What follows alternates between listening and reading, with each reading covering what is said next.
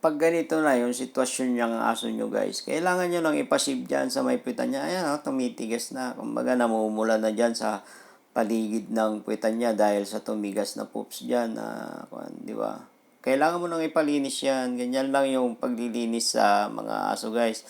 Kumbaga gentle ka lang sa mga paghawak, ganyan. Hawakan mo sa may puwitan niya kasi napapansin nyo guys, pag sinisib mo, napapaupo siya, di ba?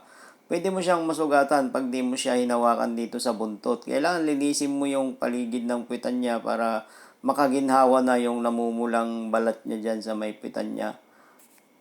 Para pag pinaliguan mo guys, ikukuskusin mo yan, lilinisin mo para napakalinis niya na. Umaga, ipapakita ko sa inyo kung gaano yung finishing niya. Napakalinis talaga yung puwitan niya.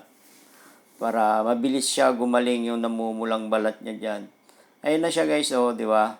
Oh, di ba? Laki na ng pinagbago niya, kumbaga malinis na yung buong puwitan niya. Palike naman, tsaka share.